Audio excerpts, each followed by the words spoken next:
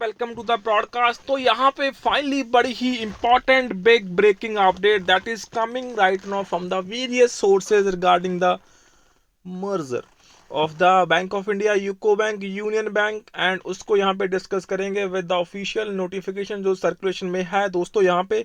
So this is a WhatsApp forward we are receiving, so many of the bankers are asking this question right now. तो उसी को यहाँ पे notification के माध्यम से क्लियर करने की फ्रेंड्स कोशिश करेंगे। We don't know right no whether this update is correct one और not, so this is our disclaimer, but this update we are receiving ऐसा लग रहा है जैसे ये ऑफिशियल अपडेट ही है friends from the department of financial services, government of India, ministry of finance. तो देख सकते हैं 14 दिसंबर 2023 की ऑफिशियल नोटिफिकेशन अपडेट यहाँ पे to the governor Reserve Bank of India and many others. यहाँ पे आप देख सकते हैं study visit programme of committee on subordinate legislation Lok Sabha to Mumbai and Goa 2nd to 6th January 2024.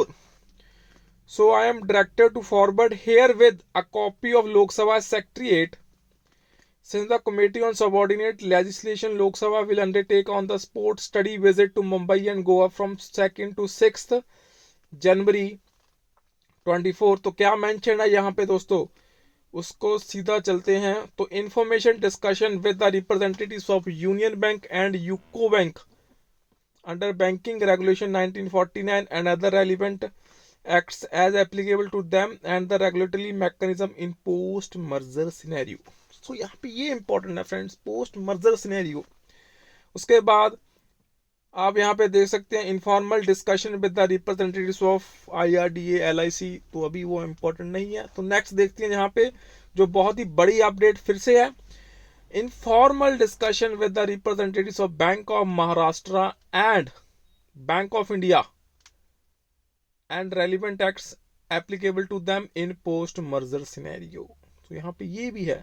So the committee has designated Union Bank of India at Mumbai and Bank of Maharashtra at Goa as nodal agencies to make necessary arrangements to stay comfort transport for the members of the committee and officers of the secretariat to organize the meetings of the committee as per the schedule and instructions.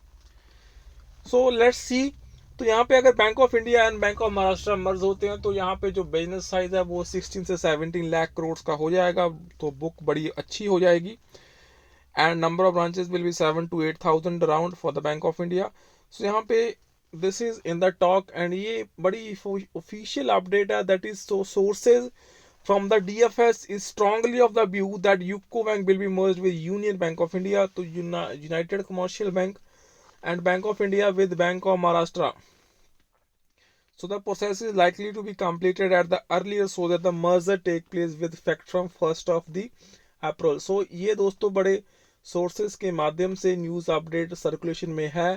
सो यहाँ पे ये official update है 14 दिसंबर 2023 की। अगर ये happen हो जाता है तो this will be a beneficially very for the bank of India as well for the Union Bank of India, दो बड़े दिग्गज बैंक हैं। So this is a very big update that is coming right now friends from various sources, so please re-verify it. And so this is our disclaimer statement, we don't know whether this is how far this is correct, but this is coming from the various sources, so please make sure to subscribe to this channel and यहाँ पे most importantly दोस्तों video को like यहाँ पे जरूर कर देना, because this is a very big update that we are sharing right now on the screens. So this is really a big update. So अगर bank of India and bank of Maharashtra merge होते हैं तो बहुत अच्छी update है यहाँ पे bank of India के जितने भी retirees as well as for the bank of India bankers के लिए काफ़ी इंपॉर्टेंट अपडेट है दोस्तों। So that's all for this session, bye bye, take care all friends.